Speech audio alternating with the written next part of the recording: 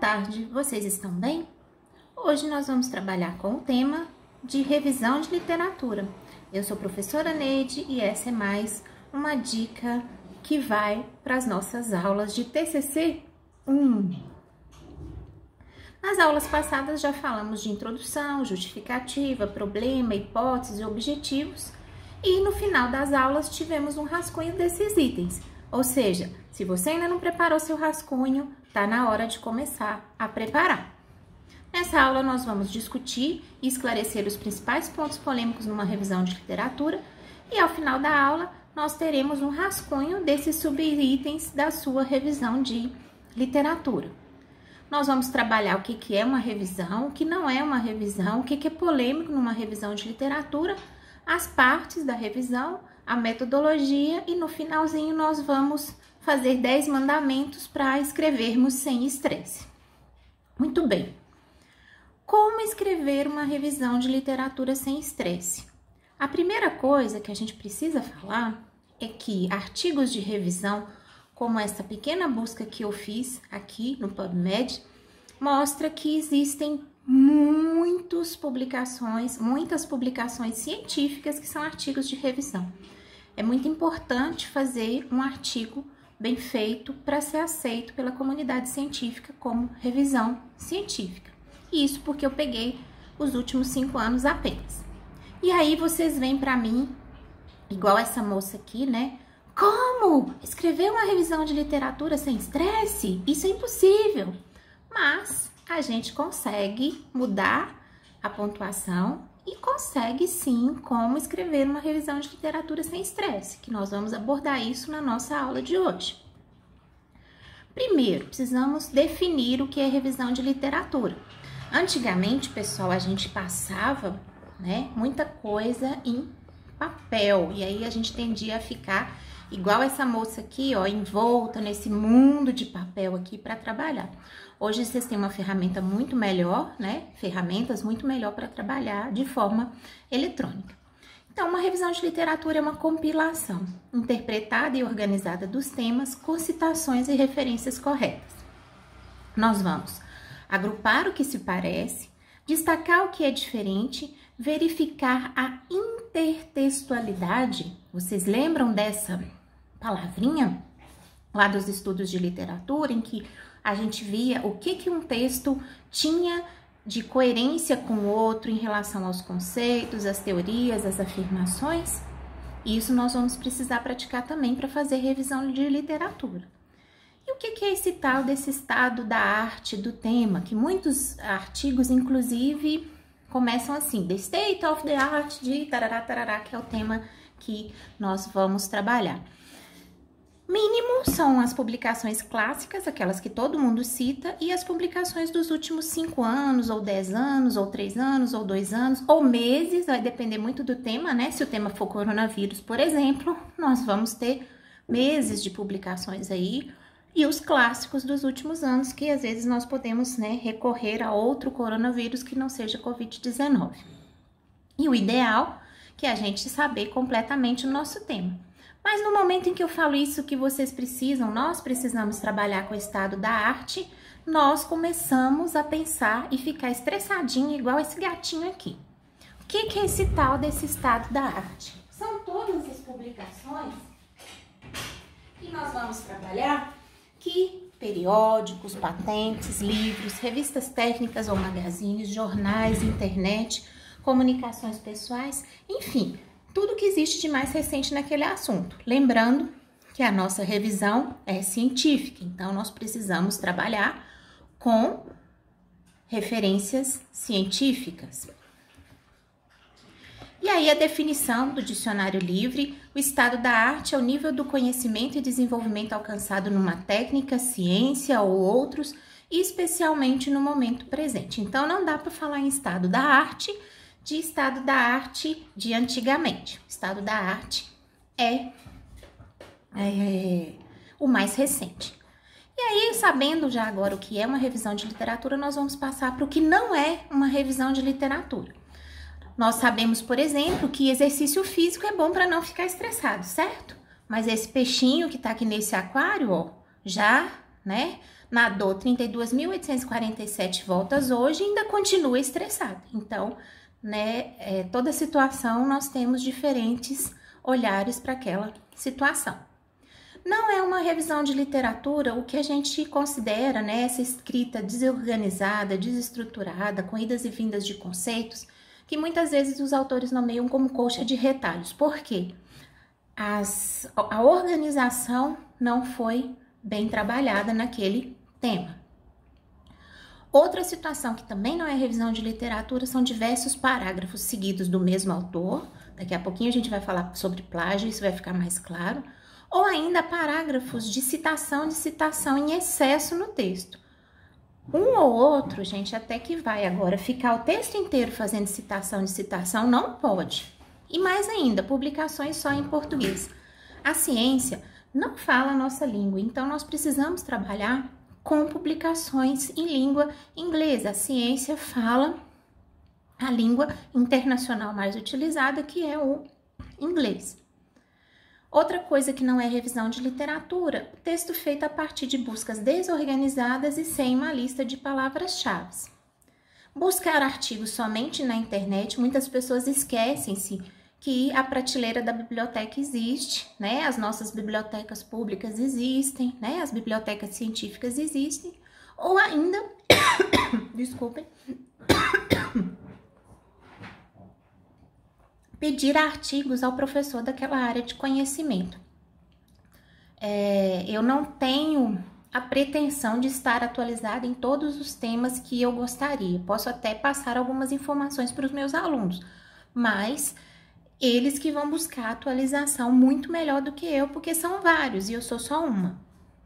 Além disso, não é uma revisão de literatura o texto que é feito com referências de livros. Livros, pessoal, são importantes formas de divulgar o conhecimento, porém, o tempo para publicação, às vezes o livro é traduzido, né? E há diferentes correntes de pensamento dependendo das escolas que publicam aquele livro. Então, a gente vai ter problemas de fazer revisão de literatura só com escrita a partir de livros. O livro pode nos dar uma ideia boa de como ser mais didático, de como organizar o tema, porém, não posso utilizar só referências de livro. E aí, a gente vem. O que é polêmico numa revisão de literatura? Por que é polêmico? Primeira coisa, a parte da redação não científica e do plágio. O que é plágio, segundo Botelho 2010, é assinar ou apresentar como sua obra científica de outros. E isso, gente, é uma coisa muito séria, que inclusive dá cassação de título, né, da reprovação sumária, aqui no caso dos nossos TCCs. O plágio direto é copiar palavra por palavra, sem a indicação de citação e ou sem fazer a referência do autor. É por isso que uma das coisas que a gente sempre confere é se tudo que foi citado está lá na lista de referências final e se a lista de referências final vai bater, né? Que a gente fala vai bater, vai ser o espelho de tudo que foi citado dentro do texto. Outro tipo de plágio é o empréstimo, né? Tomar emprestado o trabalho de outro sem a indicação do verdadeiro autor, que é o que a gente chama de plágio direto, que, né, é a cara de pau mesmo de copiar emprestado o trabalho dos outros, inclusive a organização de ideias. O plágio mosaico é mudar poucas palavras dos parágrafos, né, podendo ser classificados como paráfrases, né, parafrasear alguém, dizer o que aquela pessoa disse com palavras diferentes, sem apontar o crédito do autor original. Outro ponto polêmico é a desvalorização pela comunidade acadêmica. Por quê? A qualidade questionável de alguns trabalhos. Muitos colegas, inclusive, não orientam TCCs em que o aluno gostaria de fazer apenas, não apenas, porque é pouco trabalho, fazer uma revisão de literatura. Porque dizem, né, os colegas que os trabalhos que recebem de revisão de literatura estão com muitos problemas. Copiados e colados, só com referência em português, a pessoa efetivamente não fez uma revisão de literatura. E é nesse ponto que a gente gostaria que essa aula ajudasse a todos. Para evitar o descrédito da comunidade científica, reserve bastante tempo para pesquisar, escrever e revisar o seu trabalho. Por quê, pessoal? Quando falta o tempo, o plágio se torna uma grande tentação. Não deixar para a última hora para fazer o trabalho. Porque aí você acha aquela dissertação linda, maravilhosa na internet e quer copiar. Não pode, gente, isso é crime. O que eu ajudo e posso evitar o descrédito também? Praticar o que a gente chama de leitura sintópica ou comparativa. Aquela leitura que visa a obter a originalidade do texto, que é resultado da síntese do que você leu, de tudo que você estudou aí. Outro ponto é a resistência dos autores em seguir as normas, né, as regras da comissão editorial do local onde será publicada a revisão de literatura. Pessoal, uma das formas mais fáceis da gente negar um artigo científico é dizer que o artigo não encontra-se na formatação que o periódico requer. Então, né, as regras estão aí e é para serem cumpridas.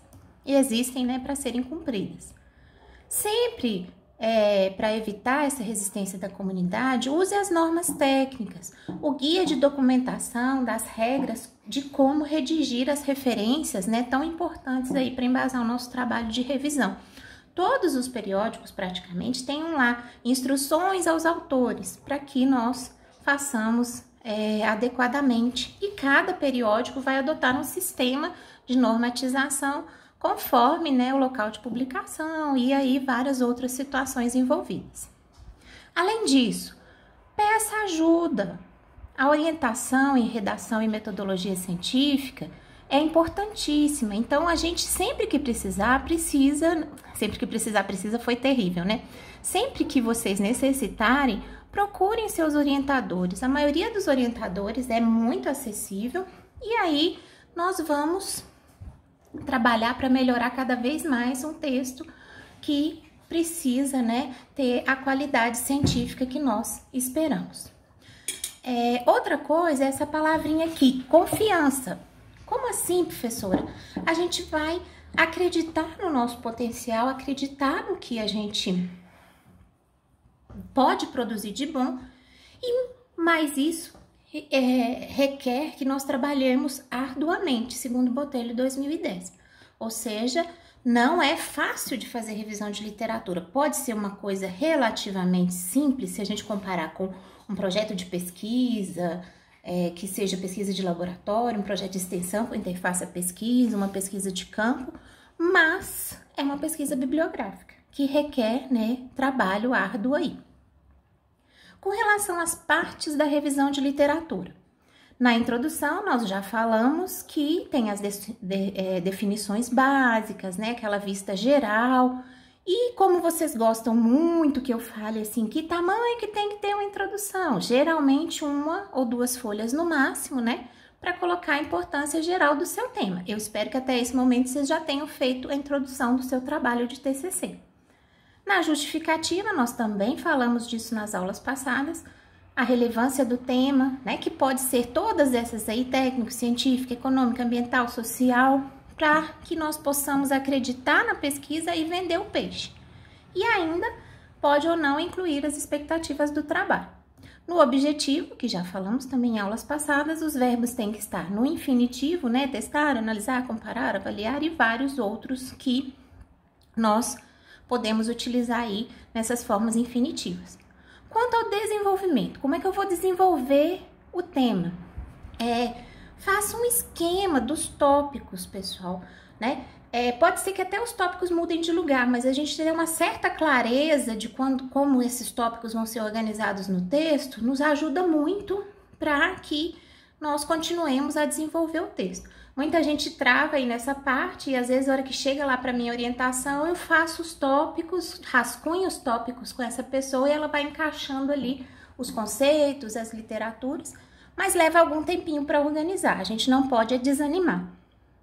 E aí, a revisão de literatura pode ter vários outros nomes, referencial conceitual, referencial teórico, base teórica conceitual, dependendo do lugar que a gente vai publicar. Mas, independentemente disso, tudo precisa ser citado e referenciado.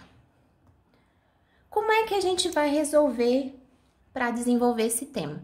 Sempre, todo o texto e os parágrafos precisam escrever para explicar, ser claros, concisos, escrever o mínimo possível e escrever de forma coesa. Tudo está conectado entre as partes.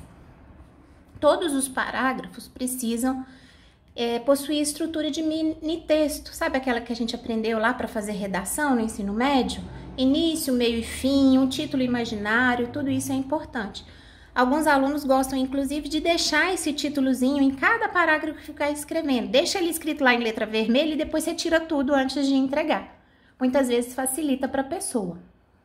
Outra coisa é que todos os parágrafos precisam ter a citação no texto e referência no final. Uma coisa importante é o padrão científico. Nem todo mundo tem o mesmo estilo de redação. Alguns gostam de escrever mais, outros gostam de escrever menos, né? Então, o que a gente faz? Mantém primeiro o padrão da norma da instituição e depois o seu padrão. Se você é uma pessoa que gosta de escrever um pouco mais, escrever um pouco menos, a organização do tema e assim por diante. Como citar? Como fazer a citação? A gente já aprendeu isso anteriormente, né?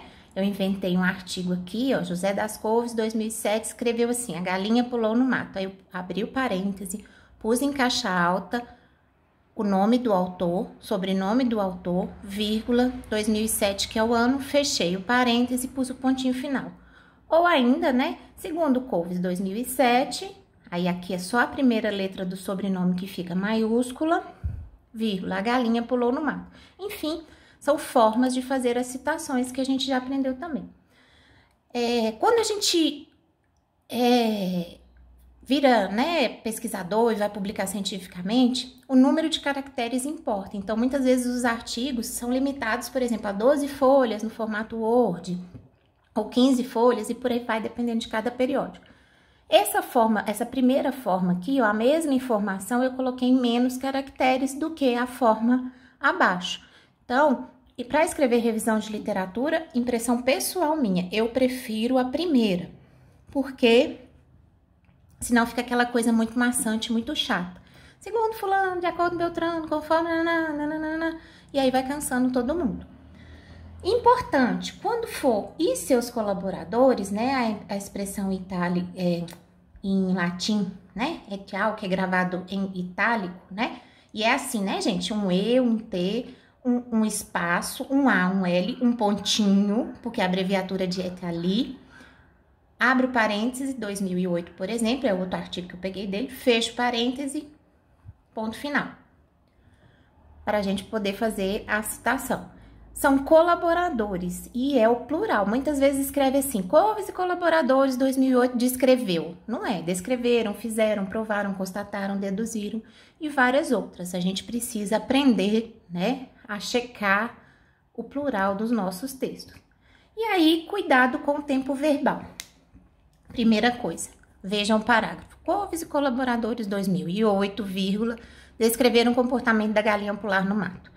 Depois de olhar, a galinha decide onde pretender apoiar os pés. Nesse artigo, esses autores ainda relatam a possível indecisão da mesma a respeito do caminho a ser tomado. Esse parágrafo aqui é um joguinho de 7 erros. Eu coloquei, inclusive, um aqui, né? Que é essa vírgula aqui que está separando o sujeito do resto da frase e não pode. E ainda, né? Nós temos, quando eu cito dessa forma, pessoal, a citação termina no ponto final. Então, daqui para frente, ó, além do tempo verbal, que não é o mesmo, não está mantendo uma coerência com o texto, eu tenho que, esse pedaço aqui, ó, depois de olhar, a galinha decide onde pretender apoiar os pés, ficou sem citação, porque, de novo, o autor vem e coloca, nesse artigo, os autores ainda relatam, aqui começou com descreveram, relataram, seria o certo, e aí, várias outras coisinhas que a gente pode corrigir aqui, tá bom? Na importância, no desenvolvimento do tema, é muito importante usar os elementos chaves da comunicação que a gente também já viu em outras aulas.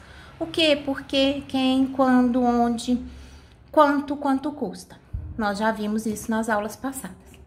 O que vai definir os conceitos, enfatizar na introdução e situar o leitor, contextualizar o leitor. E sempre que puder, né, nós vamos facilitar a vida desse leitor. Por quê? Nós vamos justificar o tema e falar das importâncias econômica, social, técnico-científica, ambiental e várias outras. Para quem que eu estou escrevendo, pessoal? Para a comunidade científica. E a comunidade científica é exigente com relação à clareza, o texto ser conciso e ser coeso, tudo tá conectadinho ali, títulos, subtítulos e várias outras. Quem vai fazer essa revisão de literatura? Não é a professora, infelizmente, porque eu adoro fazer revisão de literatura, mas eu não consigo fazer uma revisão para cada um e nem isso vai ser o pedagogicamente recomendado para vocês aprenderem a fazer. São vocês os maiores interessados, então vamos pôr a mão na massa e fazer, pessoal. O orientador não vai ter tempo de fazer também, não. Quando? Bom, o período de estudo é normalmente determinado juntamente com o orientador, porque o orientador tem mais experiência sobre aquele assunto e geralmente vai te falar assim, olha, os últimos 2 anos é suficiente, ou os últimos 5 anos é suficiente, ou então vai ter que estender um pouquinho mais esse trabalho. Agora, quando começar? Já devia ter começado, né? Vocês já sabem que vão trabalhar com esse tema. Nós já falamos disso também. Onde? A gente tem que estar antenado na revisão de literatura. Tudo que é lugar, a gente vai ter que procurar. Como? Cada um vai ter um ritmo e uma metodologia para escrever. O que eu sugiro é que vocês tentem achar os seus como aí fazer essa revisão de literatura. O comum para todos nós que vamos fazer revisão de literatura, leitura, e a repetição ali é de propósito, leitura, leitura, leitura, necessidade de persistência, persistir, persistir, buscar, buscar, buscar, paciência para escrever e treino, porque perder a paciência e apagar tudo que está no computador, gente, não vai ajudar ninguém. Então, a gente precisa, né, de persistir nessa empreitada nossa aí, que é escrever a revisão de literatura. E mais ainda o treino, né, na nossa escrita. O certo é, quanto mais a gente lê, melhor a gente vai escrever. Então, nós precisamos repetir aí, né, leitura, leitura, leitura, que já foi falado também. Nesse como aí, como é que a gente vai resolver o problema da revisão de literatura? Fazer resumo, fichamento, desenhos e outras formas de esquematizar as informações. Treinando a escrita e não jogando nada fora. Aqui em revisão de literatura a gente tem que ter um pouquinho daquele complexo de esquilo, sabe? O esquilinho que vai guardando tudo quanto é gravetinho lá na beirada da água, assim, para poder fazer a casinha dele. Quanto custa? A revisão de literatura pode ser pouco onerosa, gastar menos para fazer um projeto de pesquisa bibliográfica, porém é bem trabalhosa e o custo vai depender da abrangência do tema. Por quê? Pode ser necessário deslocamento, cópia, impressão, submissão do artigo ou convite para publicar. Geralmente, os periódicos de maior impacto só publicam revisões de literatura a convite, ou seja, quando o pesquisador já é aquele nome que a gente fala que é o pesquisador no tema, né? Que aí ele é convidado para publicar. A metodologia básica, gente, é essa. Definir o tema, fazer a lista das palavras-chave, buscar as referências, fazer a leitura criteriosa dessas referências, agrupar as informações, compilar e organizar.